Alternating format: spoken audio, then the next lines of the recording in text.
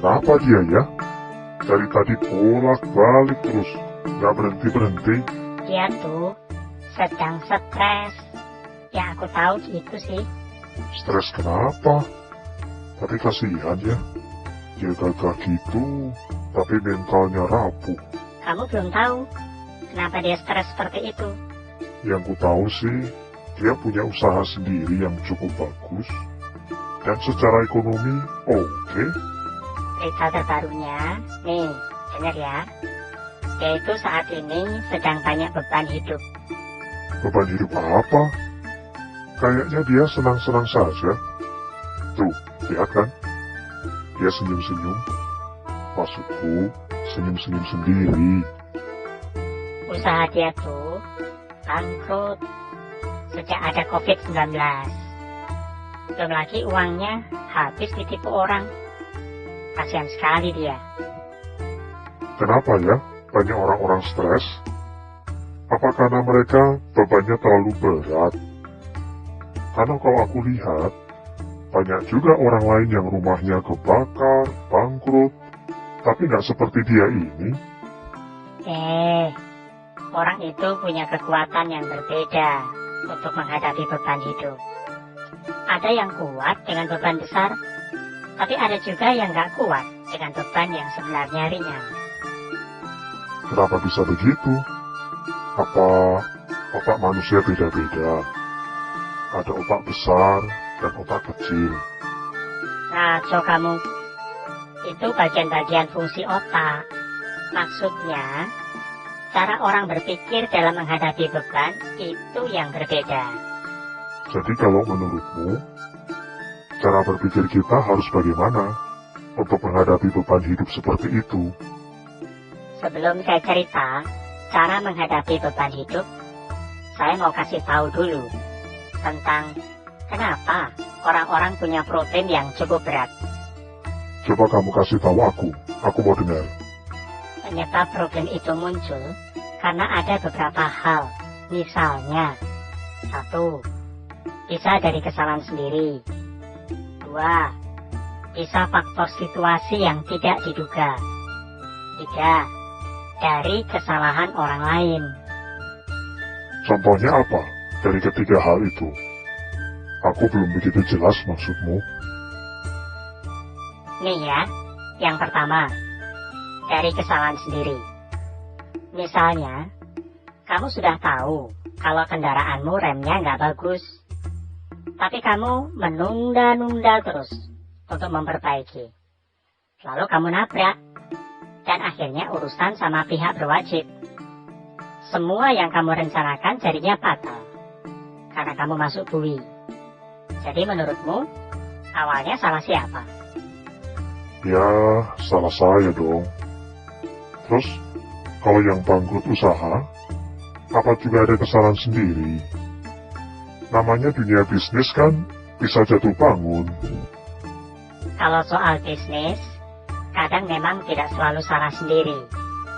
Tapi bisa juga salah sendiri kalau kebangkrutan itu bersumber dari ambisi yang lebih besar dibanding kehati-hatian.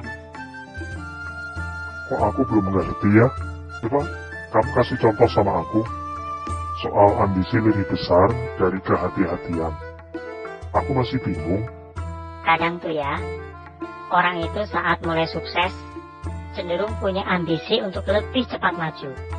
Akibatnya, ada peluang, ambil. Ada kesempatan, ambil. Jadi inginnya cepat untung. Loh, itu kan wajar. Namanya juga pebisnis. Selalu siap mengambil kesempatan dong. Betul, nggak salah. Tapi kalau kita terlalu berambisi, faktor hati-hati jadi kurang kita miliki. Dan akhirnya bisa salah pilih. Saya masih belum mengerti maksudmu. Kamu ingat nggak? Sebulan lalu, waktu kita diajak menemani Tuan untuk panen buah anggur hitam. Ya, saya ingat. Kalau yang pasti saya tahu, anak Tuan yang kecil nangis-nangis. Tapi Tuan dan Nyonya malahan ketawa-ketawa. Saya nggak ngerti kenapa begitu. Nah, itu dia. Waktu itu anak Tuan yang paling kecil terlalu bersemangat ambil buah yang jatuh di tanah. Karena dia kan belum bisa ambil buah yang masih ada di pohon. Lalu kenapa dia nangis? Waktu dia terlalu semangat ambil buah anggur hitam, ada beberapa yang dia pikir itu anggur hitam di tanah. Dia ambil, dia pegang-pegang, dia cium-cium. Ternyata kotoran kambing. Nangislah dia. Betul juga ya. Jadi kalau terlalu semangat, kadang bisa salah pilih. Nah, ini aku baru ngerti. Makanya, kalau kita sedang ada semangat apapun, coba remnya dipakai. Apa remnya? Yaitu sifat hati-hati. Kadang manusia itu hati-hati saat mulai usaha. Tapi kalau usaha sudah mulai maju, sifat hati-hati mulai hilang. Diganti dengan ambisi yang berlebihan.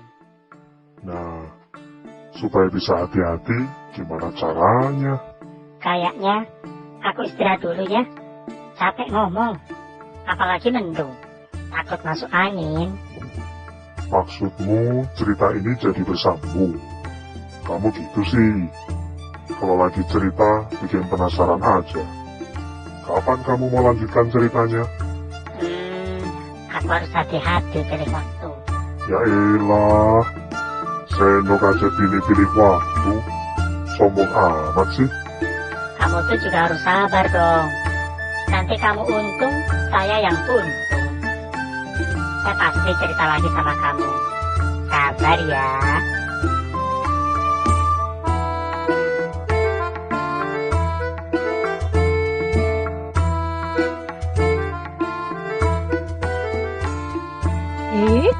Jangan lupa klik subscribe, gambar lonceng, like, dan berikan komentar. Apa bedanya menghadapi beban hidup dan mengatasi beban hidup? Kata menghadapi lebih kepada persiapan mental terlebih dahulu. Sedangkan kata mengatasi adalah penerapan praktis dari sikap mental yang telah dipersiapkan.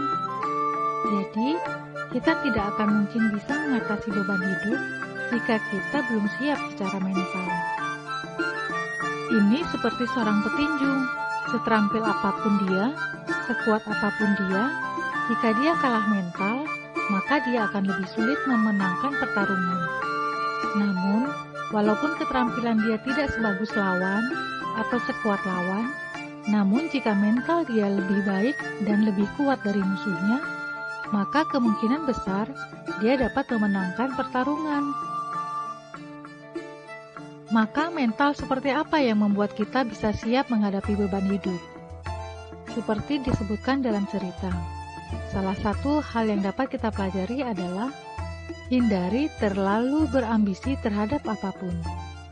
Karena terlalu berambisi bukannya menguntungkan, tapi justru bisa merugikan.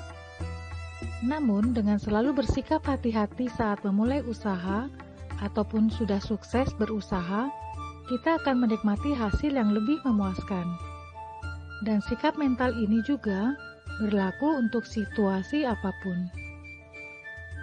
Dengan menghindari terlalu berambisi dan tetap mempertahankan kehati-hatian dalam segala bidang, kita bisa siap menghadapi beban hidup. Bagaimana cara kita memperbaiki jika kita ternyata sudah terlanjur membuat kesalahan? Apa yang harus kita lakukan?